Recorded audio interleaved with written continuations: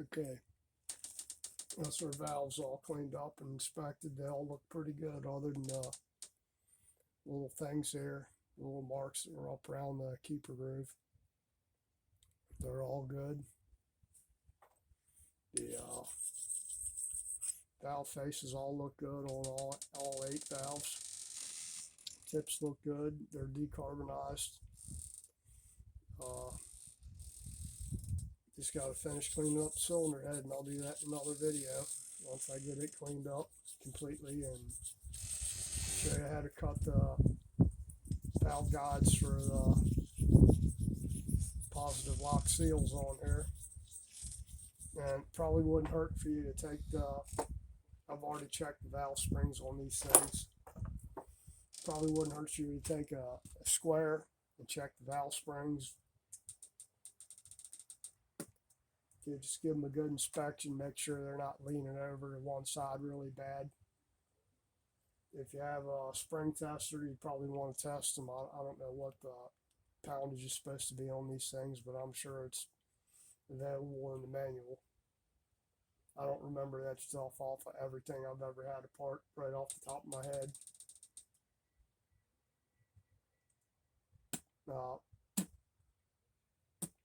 Hopefully those connecting rod bolts will be here by the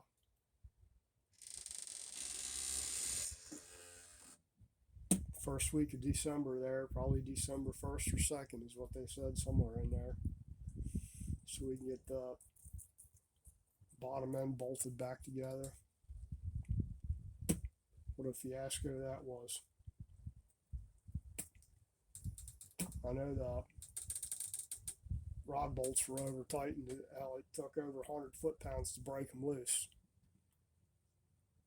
These things are only supposed to be like 53 foot-pounds torqued. So either somebody had them out of there and over torqued them, putting them back together, got confused between what the main bearing bolts are supposed to be and the rod bolts. I don't know how they'd get confused. You know, the rod bolts are only 3/8 of an inch. Main bearing caps, I think, are 7/16 on those things, or half inch maybe.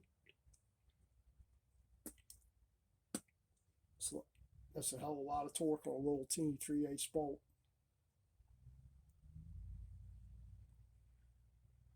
I called the Case IH dealer because evidently nobody had them available anywhere. Tried ARP in a couple of different places. Nope. ARP just right out told me on the phone, nope, we don't make anything like that.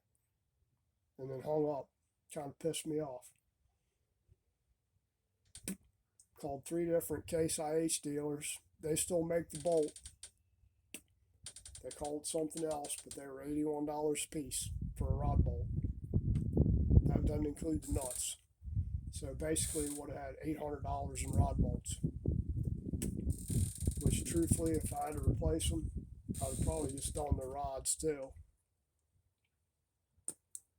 At that point, it would have been cheaper to buy aftermarket rods and slap those in there than buying rod bolts.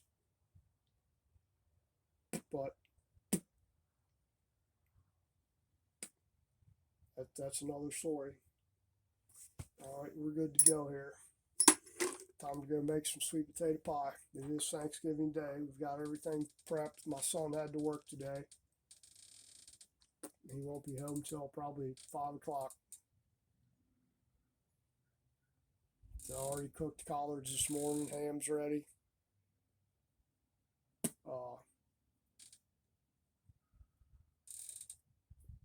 I know we got some other stuff I made. I just can't remember what it was. Got ham, collards, sweet potato pie. Oh yeah, made rolls yesterday, pan de sal. Had those for breakfast, a couple of them with ham and cheese on them. They were good. Turned out good. And yeah, I'll wash my hands before I make sweet potato pie. Man, that's enough for today.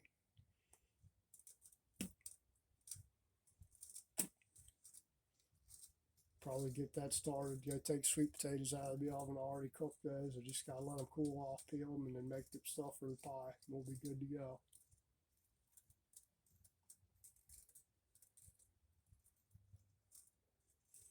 Now, when you're doing these, if you're gonna do a wire wheel and clean them, try to use a copper or brass one. That's what I use. It doesn't really scar the surface up and cleans them good. I've already got the marks on them, and I guess once I get the head clean, I'll go over checking the valve guide clearance between the valve and the guide. I know I'm going to have to decarbonize that number one exhaust valve because that thing, even after I've already cleaned the valve, it's tight. Valve's tight going in and out of there. I'm surprised it didn't bend the damn thing. Hit the piston. Because when we took it off, the valve was open a good 1/4 inch. Just stuck there, wouldn't close. It'd go down and then slightly come back up just a little bit. It didn't have any marks on it where it looked like it was hitting the piston. Now what you're going to look for on that, this was the front number one exhaust valve. The one that was stuck and carboned all the way up to probably right there. If you look at the face of the valve and you see any polish marks on it, that's where it's been hitting the damn piston. If it doesn't have any, this one's full of carbon. If it didn't have any carbon on it and had like a polish spot, it's like that from hitting the piston. And these things will rotate a little bit. This is where it tips good. Look for galling marks. Like I said, if you've seen gall marks on there, you either need to replace it or sometimes you can polish them out.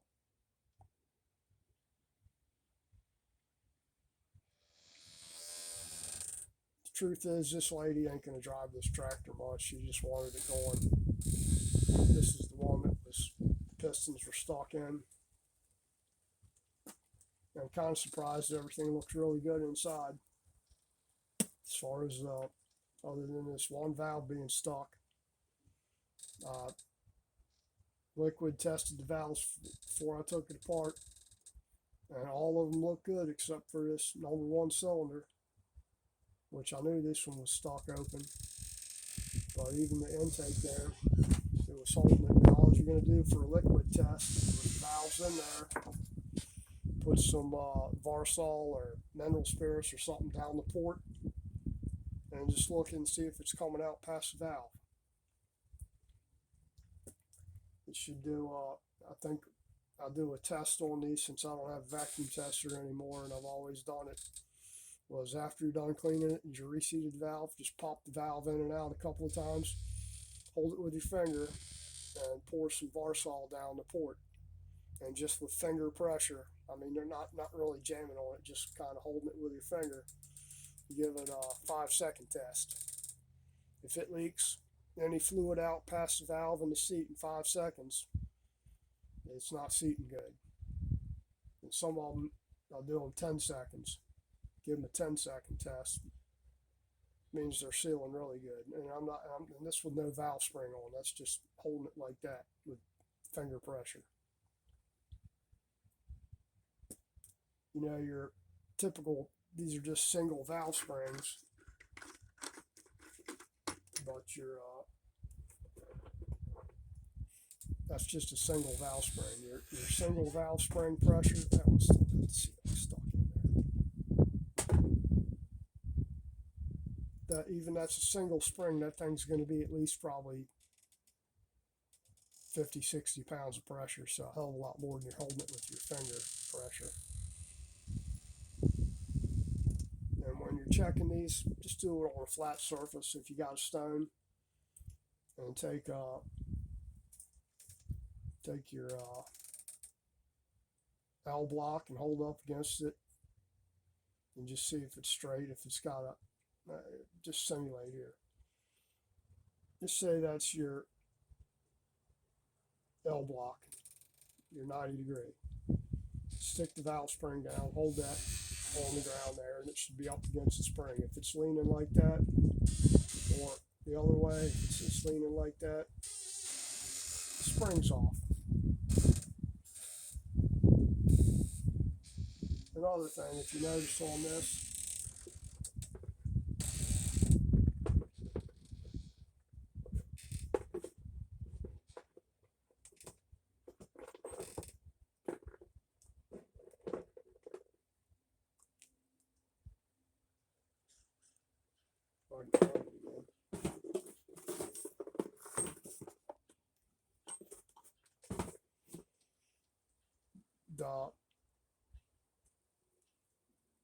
that spring is really tight inside of the spring.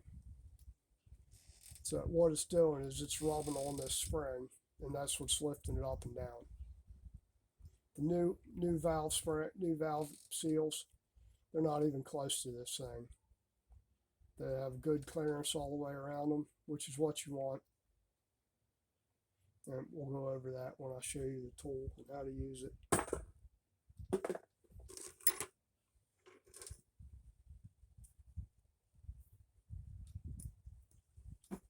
And that's it for today, folks. Appreciate you. Have a great Thanksgiving. Eat a lot, maybe drink a lot, watch some TV, do whatever you do on Thanksgiving. I'm going to go make some pie. If you like my content, share, subscribe, like, hit the notification bell, all that stuff. Always doing something out here to keep busy. You guys take care. Have a great day.